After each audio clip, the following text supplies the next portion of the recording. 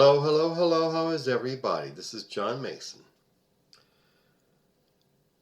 Tomorrow is Mother's Day, and that is a time we pay our respects to all the women in our lives, our mothers, and our wives, and our girlfriends, and our sisters, and every other woman we come across. Happy Mother's Day, ladies. And if we want the best for the women in our lives, we must protect their reproductive rights. There are all these states going around that places the most onerous restrictions on abortions. Like, you can only have an abortion after so many weeks before you even know, the woman even knows that there's a fetus inside of her. And you remembered Katie Britt, the senator from Arkansas, who had this very bad case of ham acting after Biden's State of the Union address. Is that the best the Republicans can do? Well, anyway, she has this bright idea of a database. She's proposing this bill that would establish a database for all women who are pregnant. Hello, hello, hello. John Mason, how is everybody? Hope you're all well. And I wish our country well, too. Trump never ceases to find a lower low to sink to.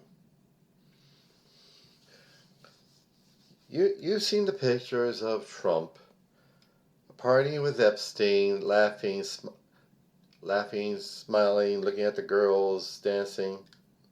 They're having a great old time. And now, Trump all of a sudden calls him a creep and a terrible person because he wants to distance himself from Epstein, with the files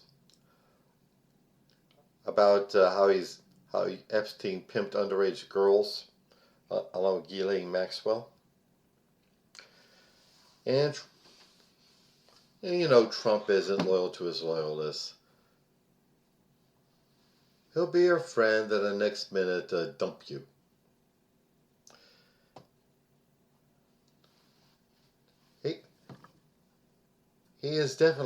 Trump is definitely in Epstein's list.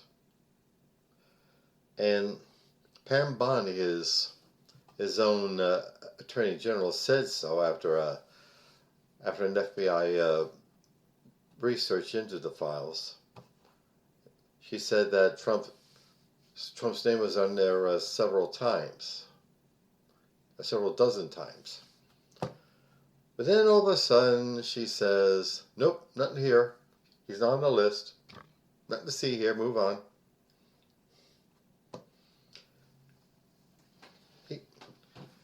And another fun fact about Trump. He has ordered the paving of the Rose Garden that Jacqueline Kennedy organized when she was the First Lady. It was this nice, long, beautiful patch of green, and now he's paved it over. So you can build on top of it a big $200 million ballroom. And this comes after the big, beautiful bill, the big, beautiful budget bill that is out to cut Medicaid. And the next target is going to be Medicare and Social Security and VA benefits. They'll get to them soon enough, don't worry. While giving billions of dollars of tax breaks to people who already have billions of dollars. How much is enough for these guys? And since Donald Trump thinks that the White House is one of his own personal resorts or golf courses. He's doing this ballroom with all kind of gold filigree, gold everywhere. I know some rural hospitals and food banks could do with that, some gold. But that's just me. And Trump says that private donors, private billion-dollar donors, are going to donate to the construction of this edifice to Trump's glory, which is another bribe, which is another way for billionaires to attach themselves deeper and deeper into our government. And of course, the recent jobs report that was released last Friday, which showed a very not just a lot of job losses, but anemic job growth of 73,000 jobs due to highs and lows of Trump's tariffs. Trump doesn't have any sense of the economy, particularly the effect of tariffs. Trump has no sense of the importance of maintaining good relationships with other nations. Trump has no sense of the rights and freedoms that Americans are supposed to enjoy. Trump has no sense of the history of this country, the long struggle of fights for freedom from so many marginalized groups. No sense of the importance of the White House in American history. He has no sense, period. And I am starting to believe these stories about his mental decline, his stories about his senility. I mean, how else do you explain Trump standing on top of the White House roof to conduct a press conference? But we're going to get more of this if Texas goes through with their plan to Greg Abbott, the governor. If Greg Abbott goes through with his plan to gerrymander 3 more Democrats out of their congressional seats and give a majority and rewrite the boundaries of the congressional districts to benefit Trump. That's the plan.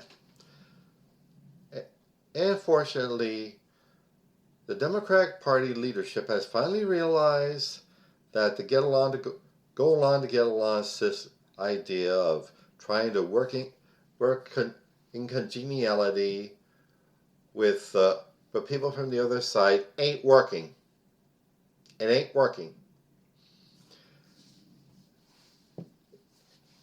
I mean, it's no longer the party of Eisenhower or even Nixon or Reagan or the Bushes, where you can just sit down, sort things out, and come to a positive agreement.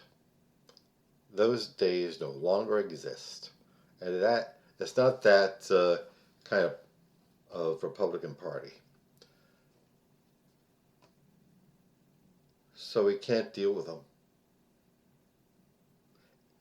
Alexandria Ocasio-Cortez was right in that town hall in upstate New York that we gotta vote out every Republican from office, from senator all the way down to dog catcher. Vote them all out.